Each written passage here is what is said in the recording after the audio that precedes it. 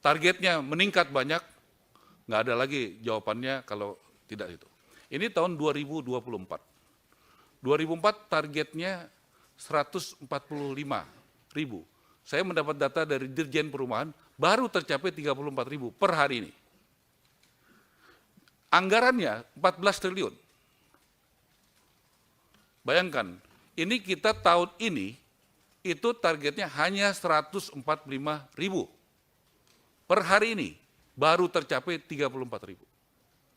Saya mohon sebagai fungsi pengawasan DPR, kritisi saya, betul nggak data ini? Bapak-bapak, ibu-ibu kan banyak yang sudah berpengalaman, betul nggak data ini? Kalau data ini benar, berarti kita mesti kerja, bayangkan 25 kali lipat untuk mencapai 3 juta. Ini datanya ya. Kemudian lanjut yang 2025.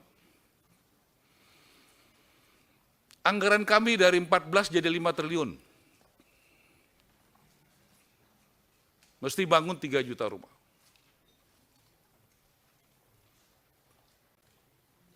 Ya, tolong juga kritisi apakah betul anggaran ini. Karena mungkin sebagian Bapak Ibu yang membuat anggaran ini bersama kementerian yang sebelum saya. Apakah anggaran ini layak untuk membangun 3 juta rumah? Kan kita mau terbuka ya, dari awal kita terbuka sejelas-jelasnya. Nah, lanjut. Ada lagi? Udah cukup ya. Dan saya mau sampaikan itu supaya tadi Pak Ketua bagus sekali, frekuensi kita sama untuk melihat situasinya. Jangan kita tidak melihat frekuensi yang berbeda, melihat situasi yang berbeda. Ya, jadi kalau kita melihat situasinya sama, kita tahu posisi kita hari ini di mana, kita tahu mau ke depan bagaimana, kita tahu kita punya peluru seperti apa untuk membangun itu. Dan kita cari solusinya. Ketua, saya izinkan, saya mohon izin untuk menyampaikan apa pikiran kami sebagai menteri. Keterbukaan itu betul-betul di briefing sama Pak Presiden bahwa negara yang maju pemberantasan korupsinya adalah Denmark karena keterbukaan publik, bahkan dari proses perencanaan, dari proses anggaran, tidak ada yang ditutupi.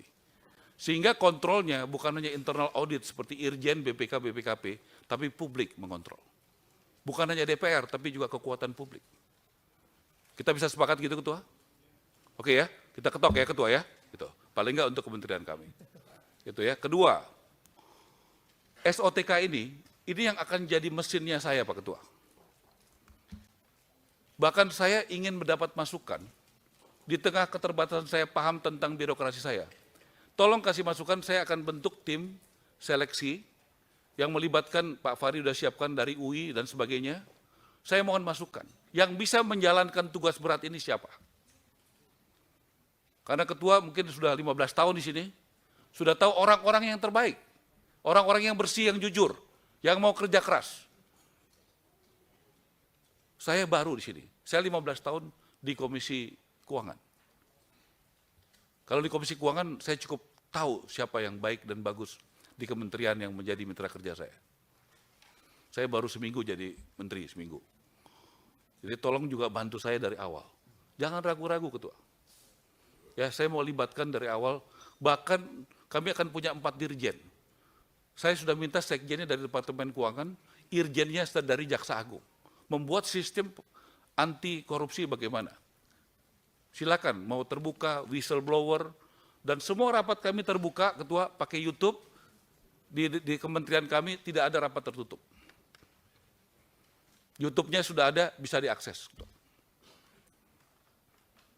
Jadi itu kami mulai, dan kami mohon dukungannya dari teman-teman Komisi 5 untuk keterbukaan ini. Saya juga tahu, pernah jadi anggota DPR 15 tahun, ada aspirasi dari daerah. Saya ingin sekali diberikan kesempatan juga mendampingi teman-teman pada saat reses selama 5 tahun saya di sini. Kenapa? Kalau teman-teman juga boleh undang saya, teman-teman tahu bagaimana anggaran kita, bagaimana kebutuhan di lapangan. Jadi saya nggak terlalu capek lagi mesti ngejelasin. Kenapa masih begini, kenapa masih begitu. Kalau kita sama-sama ngerti, saya mau mengajak kebersamaan, kita ngerti dari awal nih kondisinya seperti ini. Jadi ketua keterbukaan setuju, efisiensi ketua. Saya lama di corporate. Boleh nggak kita masukkan efisiensi dalam pengelolaan keuangan negara? Saya hari Kamis jam 2 akan ketemu Pak Ate. Saya ingin kayak di perusahaan saya dulu ada, misalnya saya punya restoran cukup banyak ketua, kita bikin central kitchen. Belanja beras untuk satu restoran dengan 24 restoran beda ketua harganya. Banyak kemudahan yang dapat. Semen kalau kita mau bangun 3 juta rumah, saya udah hitung angkanya belasan triliun. Kalau kita deal sama pabrik semen, kemudian kita minta diskon, itu baru satu. Itu bisa diskon berapa? Akan murah harga jual buat rakyat. Karena biaya-biaya untuk materialnya akan turun. Nah, boleh nggak saya lakukan itu? Efisiensi uang negara, sehingga nanti harga-harga rumah bukan naik tapi turun, ketua. Nah, tolong saya mau minta sama Menteri Pak Ate, Kepala BPKP, untuk mengizinkan itu. Jadi kita bukan hanya sekedar mengamankan uang negara, tapi juga membuat efisien uang negara. Caranya gimana? Boleh nggak yang bagus-bagus dari korporasi? Central purchasing. Ada ratusan bahan material properti untuk rumah, ketua. Ketua pasti tahu dan teman-teman. Kalau itu kita bisa bikin satu, itu akan terjadi penghematan yang luar biasa. Boleh nggak diizinkan oleh anggota DPR saya melakukan penghematan? Bukan hanya mengamankan uang negara. Supaya apa tujuan saya? Supaya harga rumah turun dan uangnya bisa, jadinya pembeli rakyat bisa membeli rumah dengan harga lebih murah. Kemudian soal tanah, ketua. Saya punya konsep, tanah itu dari sitaan. Saya sudah ketemu Jaksa Agung, di Banten saja ada 1.000 hektar. Dan Jaksa Agung siap menyerahkan, saya sudah bicara dengan Dirjen Menteri Keuangan, kita akan ketemu bagaimana tanah ini bisa digunakan sama rakyat. Bagaimana tanah dari koruptor bisa digunakan untuk rakyat kecil. Bagi yang punya gaji, nggak susah ketua. Kalau itu ketua bisa bantu saya, supaya mereka punya tanah, mereka punya gaji, ASN yang nggak pernah punya rumah, tentara yang nggak punya rumah, banyak sekali guru-guru yang nggak punya rumah, punya harapan ketua. Ini soal kebijakan dan policy. Kalau di ruang rapat ini, izinkan minggu depan ketemu di sini ada Menteri Keuangan, BPKP, ATR, setengah masalah ini selesai ketua. Ini harus ada keputusan politik. Bagaimana barang-barang sitaan ini, boleh nggak itu kita ambil negara dan kita kembalikan buat rakyat, harganya jadi sangat murah. Jadi kita langsung berjalan ketua. Terakhir ketua, Bapak Presiden di Magelang meminta kita tidak menjadi Superman, tetapi menjadi super team. Kita semua anak buahnya. Apa yang saya lakukan dari Magelang, kita langsung ke rumah susun di Pasar Rumput. Itu 2 tahun lalu sudah kami serahkan dari perumahan kepada DKI. 1.984 unit kurang lebih. 2 tahun lalu. Yang baru dipakai kurang lebih 400 untuk korban kebakaran di Manggarai. Yang masih kosong kurang lebih 1.400. Puji Tuhan ketua, waktu Tuhan memang nggak bisa dilawan ya.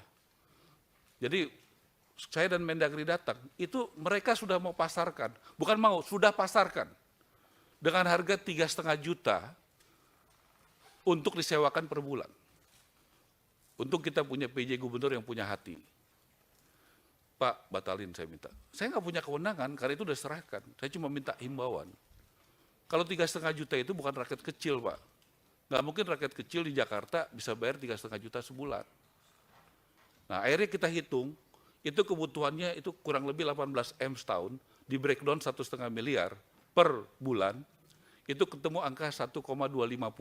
PD Pasar Jaya mengelola tidak rugi, tidak untung. Saya bilang, ayo dong, PD Pasar Jaya kan sudah untung. Nggak semua kan harus untuk cari untung. Ini buat rakyat. Kita sepakat ketua. Angkanya 1,250, sebagian nanti kita alokasikan buat TNI yang nggak punya gaji tinggi, polisi yang nggak punya gaji tinggi, ASN, guru, dan milenial. Saya undang teman-teman hari Jumat jam 2 siang kita open house di Rusun yang ada di Pasar Rumput untuk kita bekerja dengan cepat, bagaimana pembeli bisa survei langsung kepada unit-unitnya, supaya mereka tidak beli kucing dalam karung. Karena sering sekali gambar dan realisasi berbeda, Ketua. Jadi mereka datang, silakan you pilih. Dan kemudian kita melakukan transaksi. Terakhir saya minta subsidi silang, kalau misalnya ada anak-anak muda milenial yang ada sekitar Tamrin, Sudirman, itu kan membuat kemacetan. Kalau mulai kita buat gerakan, bagaimana rumah mendekati kantor mereka. Jadi jangan mereka tinggalnya di Depok, di Bogor, lama, tidak efisien, dan macet. Maksud saya, itulah langkah-langkah kami hanya mau bekerja, tidak mau lain, dan tanpa dukungan DPR, saya tahu, saya anggota DPR 15 tahun, semua tidak akan berhasil. Mohon Bapak Ibu mendukung, dan inilah keberhasilan bersama. Bagi kami, pemerintahan ini berhasil kalau DPR mendukung, khususnya Komisi 5, bekerja sama dari awal bersama kami. Download Tribun X sekarang, menghadirkan lokal menjadi Indonesia.